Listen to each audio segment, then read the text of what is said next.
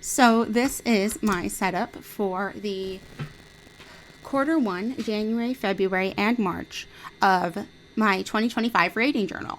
This is going to be my summary of all of the books I've read, a quick flip through of my yearly spreads and the book spreads that I've made, and then a setup of April. So I don't actually have the videos of me setting up the book spreads here in this video because I didn't want the video to be about 4 or 5 hours long. But I will try and put my Instagram in the description box so you can see like really good pictures, and I'll put a flip through on my Instagram too, because that way you can like get a good look. The thing that I'm working on right now is my pie charts. So I used a pie chart maker, just like a heads up. I'm not very good with numbers. So I went online and used a pie chart maker.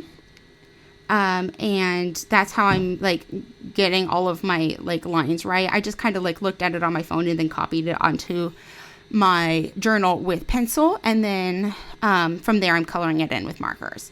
So the first pie chart that I'm making is my most read month.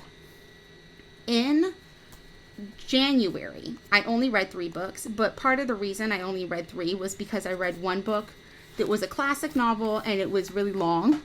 It was Emma by Jane Austen. So it kind of took me a long time. It took me, 19 days to read that book. So, and then in February, I read 7 books. And then in March, I read 6 books. This is, for me, a lot of books. This is a lot more than I was expecting to read.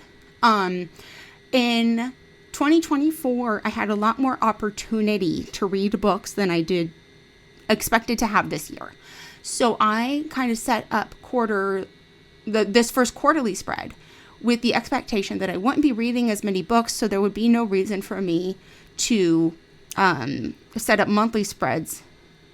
I'll just set up quarterly spreads instead, and that way I won't have to worry about like having monthly spreads and worrying about filling in enough books for a monthly spread. But I've really surprised myself. I've read several books each month, and I've really enjoyed reading. I think part of the reason for that, as we'll talk about later, is that I've had such a really good reading year so far. I've had several 10-star reads. I've had some amazing books, some amazing series I've started.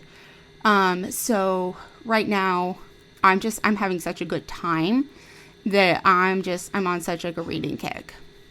So talking a little bit about my pie charts, the first one, like I said, is my most read month. The second one is author newness. So is the author new to me or not?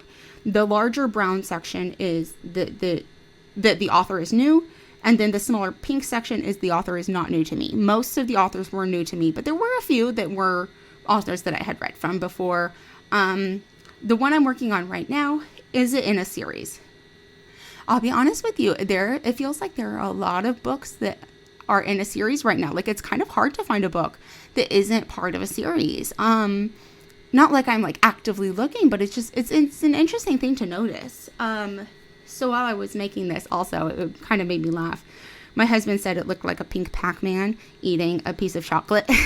And now I can't unsee that. And now neither can you. There you go.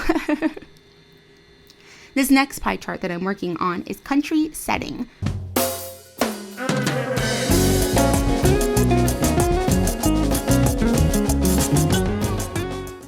So I have it split into 4 sections, the smallest of which I had 1 book set in Greece.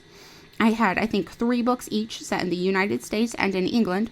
And then the largest section is going to be half of the pie chart, and it's just going to be fantasy.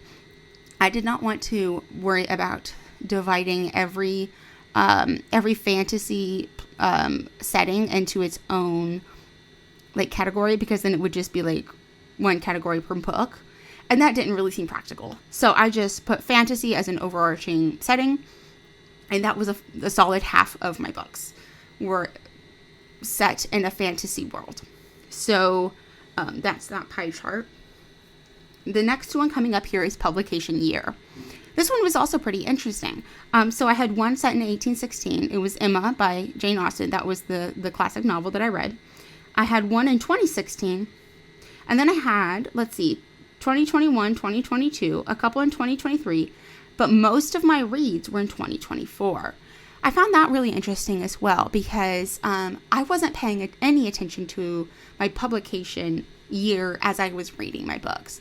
This wasn't something that I was paying attention to. This wasn't something that I was trying to improve on or keep track of or anything like that.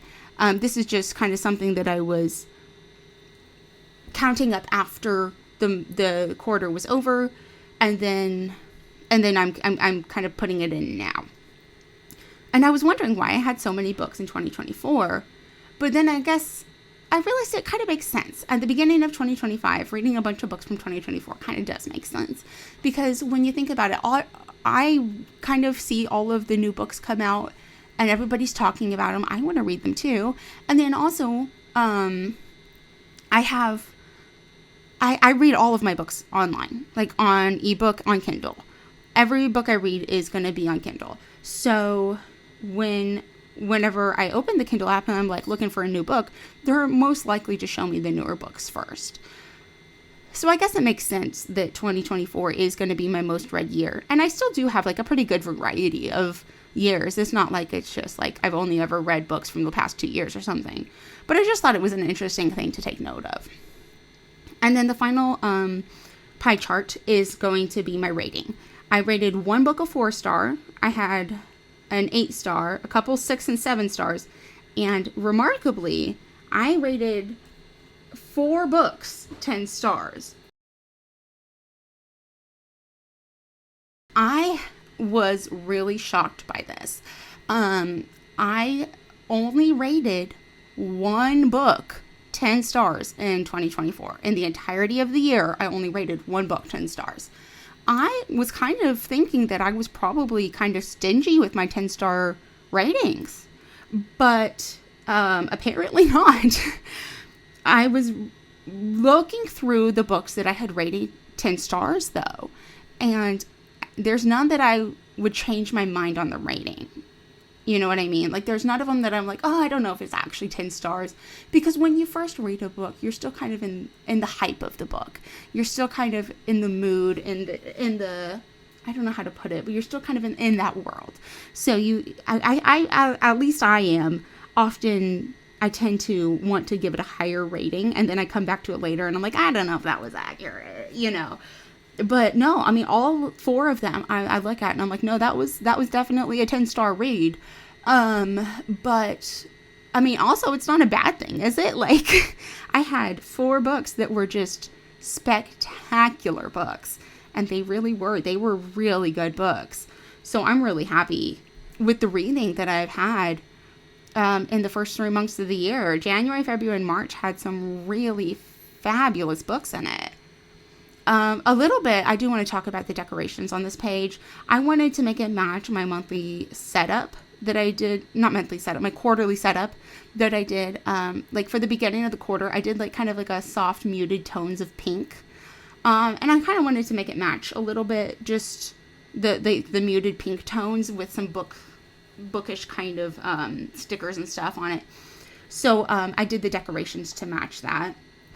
And I also chose my markers. I'm using Tombow dual brush pens. I also chose my markers for the pie charts to kind of match that as well.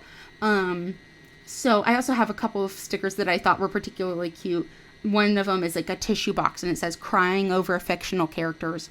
And then there's another one over in the left corner. It's a pile of books, and each one has a different romance book trope on it. And I think that's really cute. I love me a good trope. I don't often read a book that's just romance. Usually it's a fantasy romance, or it's a mystery romance, or it's got something else to it. Not that I have anything against just a regular romance, and I will read them, but usually I like something a little bit else along with it. But those are my pie charts that I've made. I'm just finishing up the last one here, putting in my star ratings for each one. And then I have a couple extra little categories that I wanted to fill in here. So how many 10-star reads did I read in the first 3 months? There's 4. Again, just absolutely shocking. How many DNFs? 3. Again, that's a high number for me, 3 DNFs. And then my favorite book of the quarter. This one, if you notice that jump cut there was a lot of hemming and hawing over this one. I had to think for a while before I decided on The Ornithologist, Field Guide to Love by India Holton. I mean, absolutely spectacular book, but there were just so many good books. And then next to it, I wrote, I think, ... because, I mean, such a good book, like I said, but so many good books this quarter. I just had such a hard time deciding on what I definitely wanted to be my favorite book of the quarter. But The Ornithologist, Field Guide to Love is just spectacular. Anyway, flipping over, these are my yearly setup spreads. My books read is getting pretty full. My DNF graveyard, I've already got 3 DNFs put in, but my TBR list, I've only read 1 book off my TBR, so I got to work on that. Here's my book bingo. It's getting kind of full, and then we've got my how many can I fill in. It's getting very colorful. I was definitely curious as to how this will look.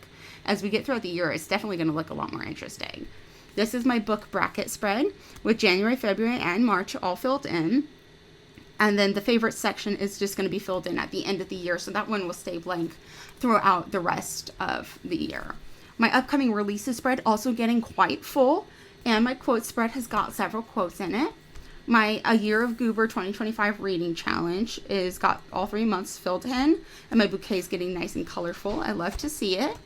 And then if we flip the page over here, we have my how many books I read each month. And then my 2025 reading wrap-up page, again, won't be touched till the end of the year. I just forgot to fill in my March, so I'm filling in that I read 6 books in March. And then those are my yearly, reading pages.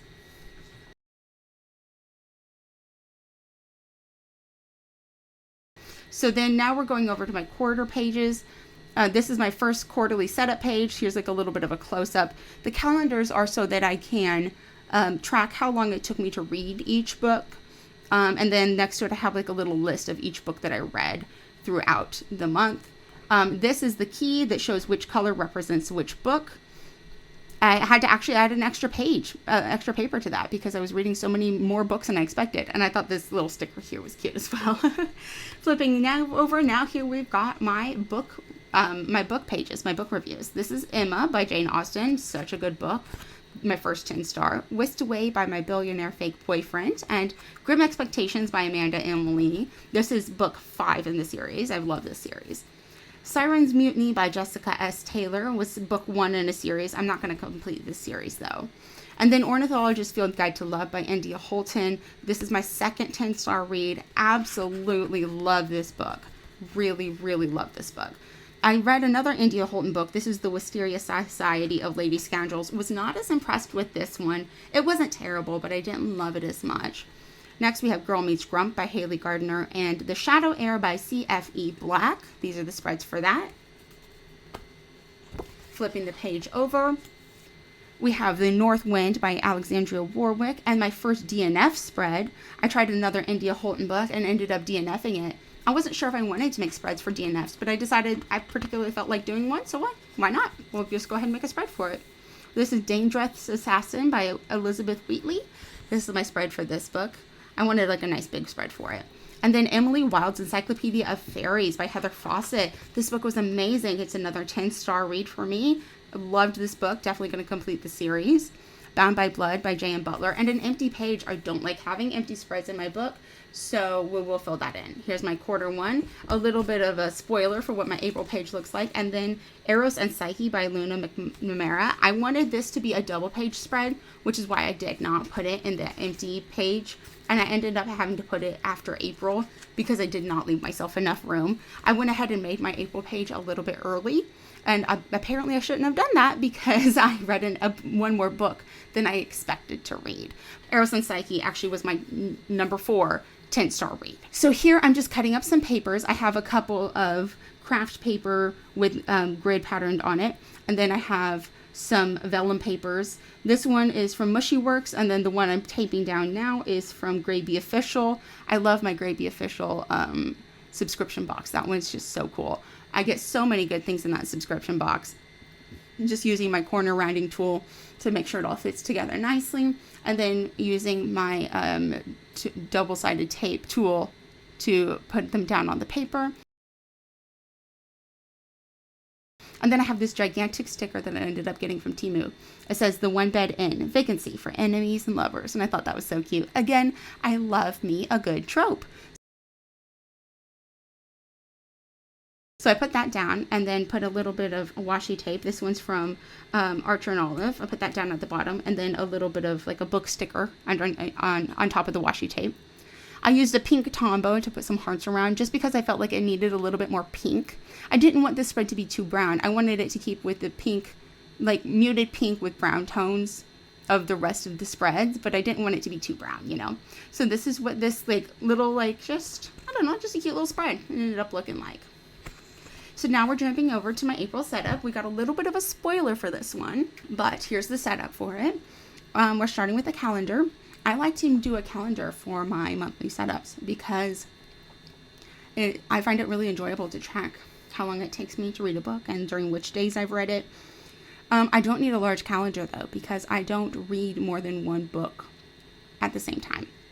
I might end one book and then start a new book on the same day, but beyond that, I will not be reading more than one book at the same time. So it is not necessary for me to have a large calendar. So right now I'm just using my pen to draw out the basic lines of the calendar. I'm using my Sharpie felt tip pen in Fine. I use this pen for everything.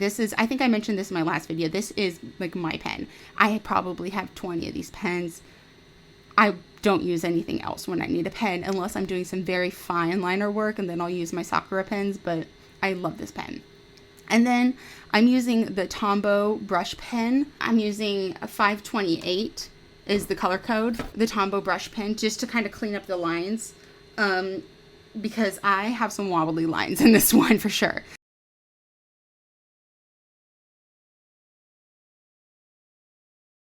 I put down the Thumbelina print from Etsy. I have this little sticker that says April book list, and then I'm just drawing some lines next to it to make like a little box.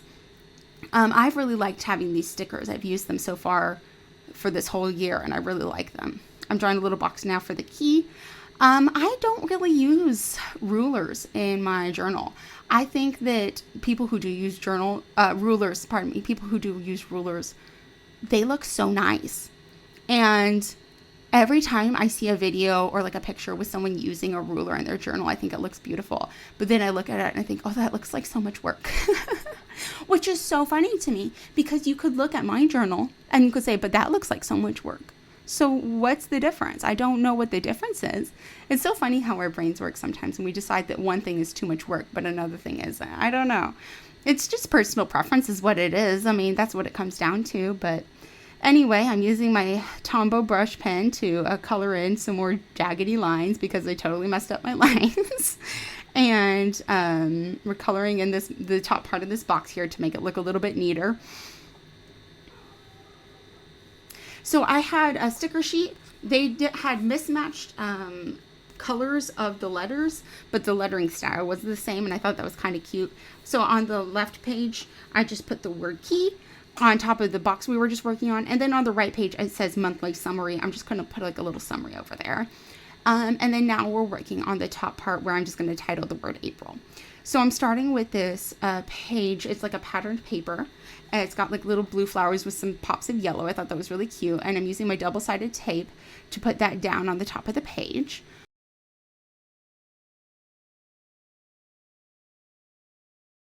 And then I have this couple strips of this William Morris print sticker. Like it looks like little bits of washi. And I got this from my Gravy official subscription box as well. I love that subscription box. I get so many good things.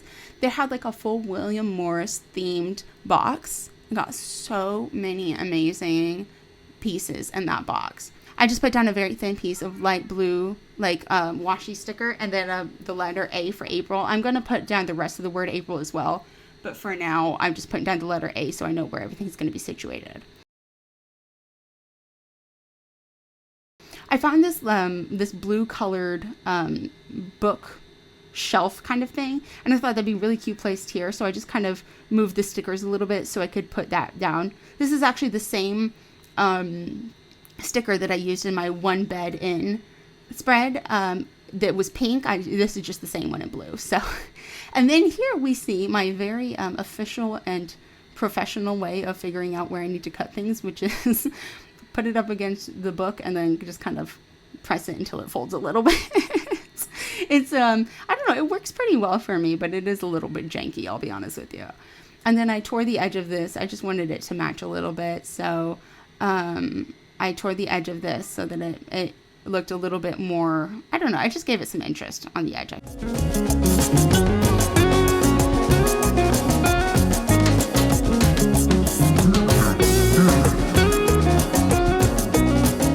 So we're going to cut the edge here a little bit just to get it tightened up, and then we'll use my double-sided tape and the corner rounding tool to place this on the other side of the page so that we can go ahead and start adding a couple layers here as well. It's not the same patterned paper, but it kind of matched nicely, I felt like, and it's all in the blue color scheme. I didn't want it to match exactly, so I felt like it worked well. Another one of these William Morris little stickers. And then I have this washi sample, it's a William Morris print, and it's a sample of a washi tape. I don't know who made this washi tape. It's absolutely beautiful. It's got like gold gilded parts of it, but I get a lot of samples of washi tape from it's Bloomsbury Tape Co. on Etsy. She has an enormous library of washi tape samples, and I love it so much. It's so nice because like you don't have to buy an entire thing of washi tape. You can just like buy a sample. I love it so much. Anyway, I buy a ton of stuff from her. And then I'm just put down a little bit of Graby official, like a little bit of Graby washi tape there, and then like a little sticker. And now I'm just adding this. I pre-cut this circle sticker here because I'm like, oh, I'll just put this in the corner. And there was no point at all in my pre-cutting it because I peel it off and I realize, oh, it says cut a little funny. So I trim it a little bit to make it more smooth, I guess, more smooth looking. And then I try to place it and I realize, oh, I pre-cut this, but I did not pre-cut it enough at all. And I'm just going to have to cut it again. So there was no point at all in my doing that. So once I finally get that situated, which it takes a lot of time, like I'm just sitting here hemming and hawing over something that kind of doesn't matter. But, I mean, that's what a hobby is. So, But we cut it again, and then now I'm just taking my stickers, my letter stickers, and I'm putting down the word April. I really like these letter stickers. I think they look absolutely beautiful. I'm sorry if you can hear my cat in the background. She likes to sing at me sometimes. But I think these letter stickers look absolutely beautiful, and they totally fit with the theme. So I'm just putting down the stickers for the word April.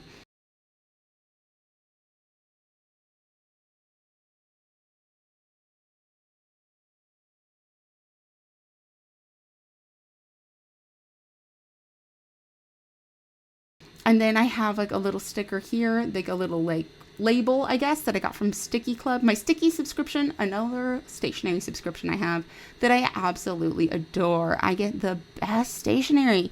I get it once a month, and it is, oh my goodness, every month I get it, and I'm like so excited. It's such a good subscription. I'm just using my Tombow Fudenosuke to write 2025 in there, just to kind of fill up the space a little bit is basically why I put that down. Here I've got a quill pen and then a little ink bottle that I'm putting here because I realized that it doesn't have a ton of like book themed stationery and stuff on here. It's mostly just like patterns and stuff, and I want it to definitely have more like book themed stuff and stationery stuff and things like that. So for here we've got like another ink bottle with a pen, so I'm going to add that over here, and we've got some more book stickers coming up.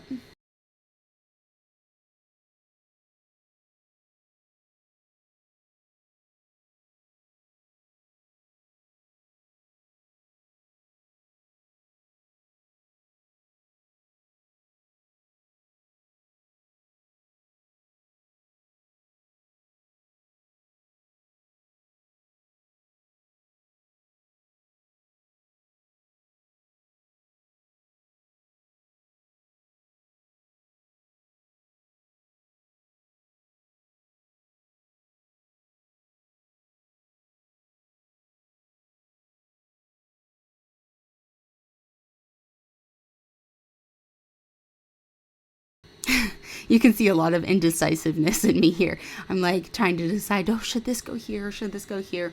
It's funny. But I have a lot of fun doing collage spreads like this. Here's another of my Graby washi tapes. I think these washi tapes are just absolutely beautiful. I really love these, especially this set of washi tapes. I just really loved them. So I'm just putting this down here on the left side. I just think it fills the space in really nicely. And I think this washi tape is just beautiful. And then I think I sneak in one more sticker just really quickly. And then here's just how the spread ended up. So I think it turned out really nicely. I'm really happy with how the overall spread looks for April and how my reading month went. Thank you guys so much for joining me today. Like, comment, subscribe, all that good stuff. But thank you so much for watching my video. I hope you have a great day. Bye.